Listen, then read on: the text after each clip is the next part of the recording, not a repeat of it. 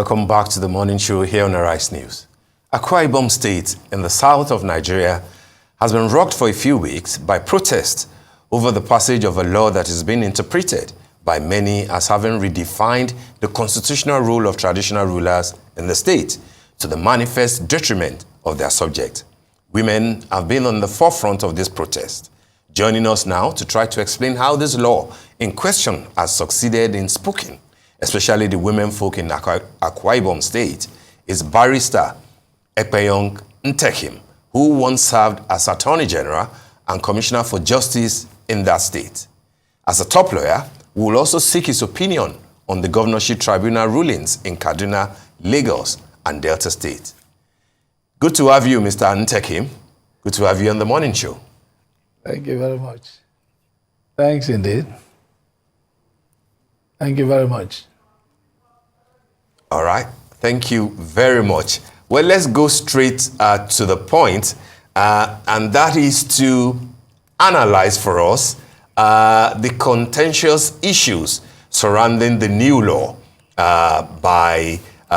Akwa Ibom State. As you are aware, this law that we're talking about was signed into law, the Akwa Ibom Traditional Rulers Law, CAB 20, of 2023, was passed by the State House of Assembly last Friday, 23rd of September, signed into law the same day, and then part of the law, two key things there, as you are aware, is the fact that there will be a President General who shall be the Oku Ibom Ibibio, representing the largest ethnic group in the state, and that he will be a President General in perpetuity.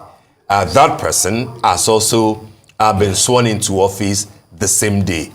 Does it look like this law was rushed, although the governor has come out to say that it's the traditional, it's the monarchs themselves that requested for this law? And if it looks like they are not happy with what has been done after a painstaking exercise, they will need to officially write him formally, and make their, demands. But what we have now in the last 1 week, protests, especially from women, everybody up in arms against this law. What are your thoughts, and what do you make of all the hula baloo? Thank you very much. In the first place, I wish to clarify that law was not made with any input from the monarchs or traditional rulers of Akwa Ibom State. That law is a handiwork of a very tiny but arrogant clique of the BBUs who are, let me say, relishing in the comfort of the majority. But I want to thank the generality of the BBU people who have called in, even amongst the monarchs, very reasonable people. Majority of the BBUs are opposed to this law. Now, the traditional rulers themselves have, in a letter dated 25th of September 2023, clarified that insinuation that it was the traditional rulers themselves that gave impetus to this law. It's not correct. Their position is that towards the end of the last administration of Mr. Odom Emmanuel, invited them to the government house for a dinner and to introduce to them the incoming governor, who is the present governor, His Excellency Omano. And at that meeting, he mentioned in passing that there will be some proposed amendments to the then current traditional rulers law, but without any details. And he claimed the details will be provided by the incoming governor. And the first time that those traditional rulers saw the details was when they were invited 48 hours to the public hearing on the 19th of September That was the first time they saw the details of that law. And of course, they very hurriedly also assembled themselves and submitted memoranda, opposed vehemently to the passage of this law at the public hearing. I have here documents signed by all of them, the traditional rulers who are opposed to this law. And of course, the House of Assembly, in its own wisdom, decided to jettison all those contributions of those traditional rulers and went ahead to pass this law. I want to say with the greatest respect that Akwa Ibom State has coexisted for the past 36 years without any trouble. And for the last Governor Don Emmanuel, to forge this mayhem on the new governor is totally uncharitable. Completely uncharitable. You should not leave this kind of legacy of destruction of a people that have coexisted for several years, even far beyond the present Akwa Ibom State. That is the reason for this mayhem. Because this law, in fact, offends various portions of the Constitution. It offends Section 15, 17, 24, 42 of the 1999 Constitution. It also offends Articles 3, 19, 23, 22 and 28 of the African Charter. You cannot legislate discrimination. You cannot. My worry is the House of Assembly, they perhaps did not take cognizance of Section 1 that says that, look, any law made by the House of Assembly that offends the Constitution is a nullity. Number 2, Section 4, subsection 7, they are supposed to pass laws for the peace, order, and good government of the state. But instead, this law has not brought any peace. It has not brought any order. It has brought disharmony. The question anybody should ask is, what was the mischief in this law that was intended to be cured by that amendment? What was the mischief? What was the anomaly? There was none. Rather, the law itself has become a total mischief to the people of Akwa Ibom State. It has become a mischief. Section 15 of the Constitution says that you cannot discriminate against anybody on grounds of place of origin, sex, religion, ethnic or linguistic association or ties. You can't do that. And every person is entitled to equality before the law by Section 17 of the Constitution. Or of course, you know that by Section 24, the dignity of every citizen without discrimination must be upheld. And people are expected by that provision of the Constitution to live in unity, in harmony, and in the spirit of common brotherhood that we have lived for the past 36 years. This is not the kind of inheritance anybody can heap on a successor. It is definitely not. Let us not forget Section 42 of the Constitution. That is very, very clear. You cannot discriminate against anybody on the basis of sex, ethnicity. You cannot discriminate. Now, for you to come and now make a law that, look, the President General shall be the Okwu Igbo Mibibio, which is an ethnic group in Akwa Ibom State. And he shall superintend over the affairs of all other traditional rulers, and in perpetuity, without any succession. I mean, for heaven's sake, then you start to now decide to classify citizens of your state. This one is first-class citizen, representing the largest ethnic group. The other one, the second largest ethnic group. Then the other one, the third largest ethnic group. What about other groups that have not been accommodated amongst these three largest, so-called largest ethnic groups? But let me ask this question. If the major ethnic groups of Nigeria were to legislate against the people of Akwa Ibom State on the basis of ethnicity, or even against the people, the Ibibios, because they are not among the three major ethnic groups of Nigeria, how would they feel? When you come to equity, come with clean hands. And if you seek equity, please do equity. How would they feel if they were discriminated against in the policies, the royalty, in monarchy, in Nigeria? How would they feel? Barrister Ekpenyong. Nobody should try to make a monarchy out of Akwa Ibom State. Yes, madam. Yes, Barrister Ekpenyong, the governor says that the essence of the amended law is to dignify the traditional institution in the states and bring the leadership at par with what is obtainable in some other states of the federation. And when we look at these various protests, the protests from various ethnic groups, including the Anangs, the Oros, Obolos, and Ibeno, what are exactly the primary concerns that they have raised about this law? And how does it challenge the principle of equality of persons as stated in the Constitution of the Federal Republic of Nigeria, as you have rightfully mentioned this morning?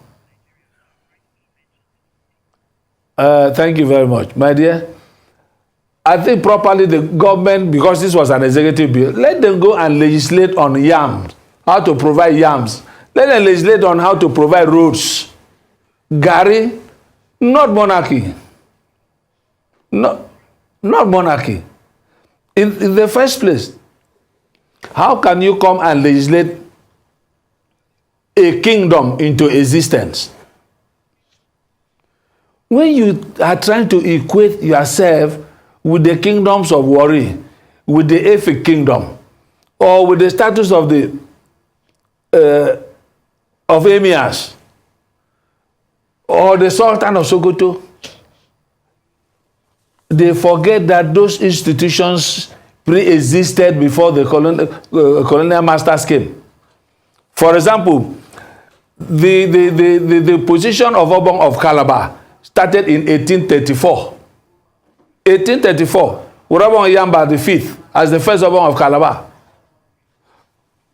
The Sultanate started in about 1817.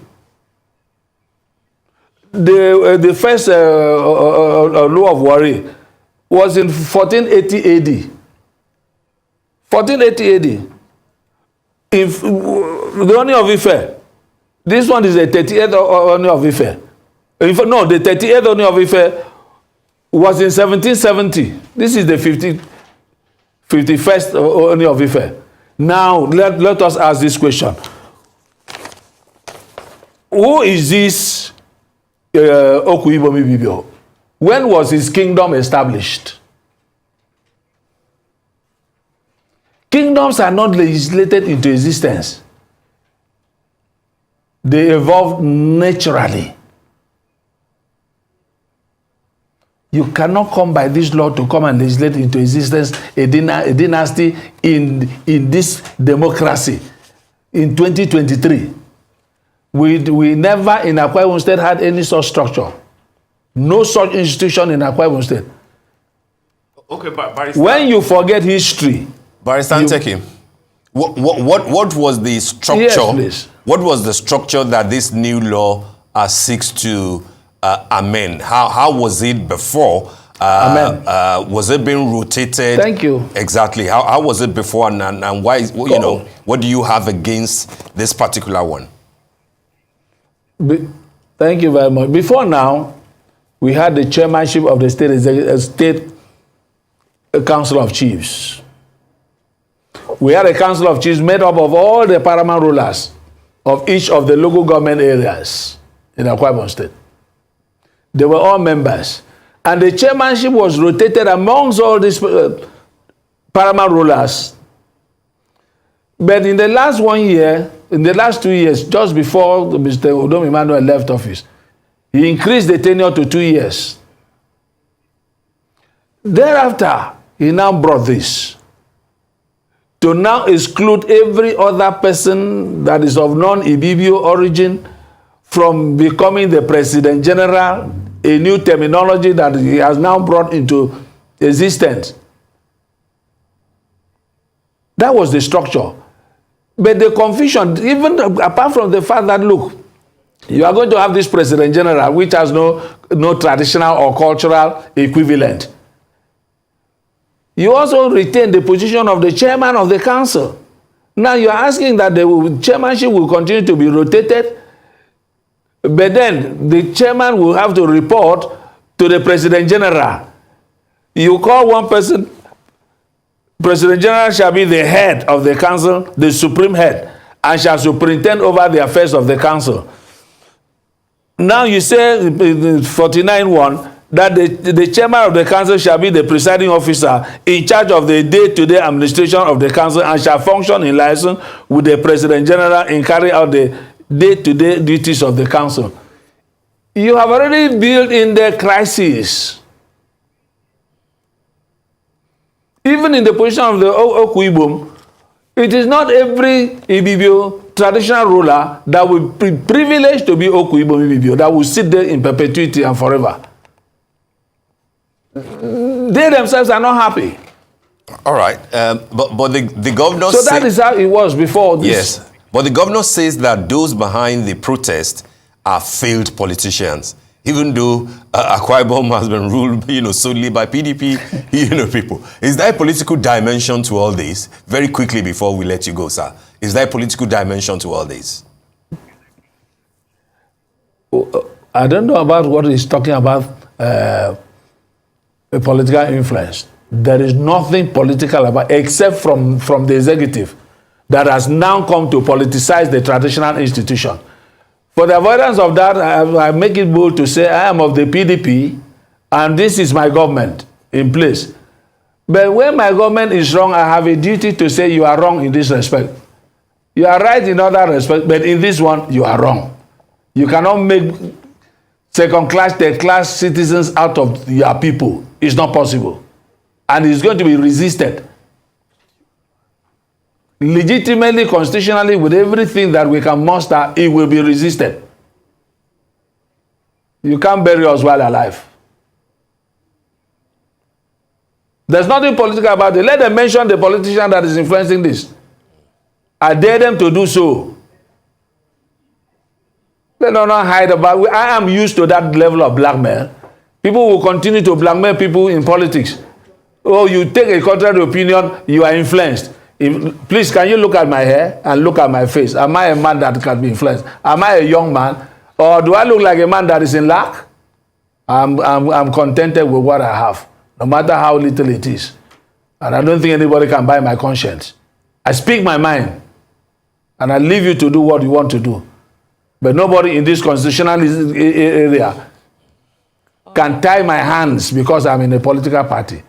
I'll speak truth to my party. I'll speak truth to my governor. All right, then.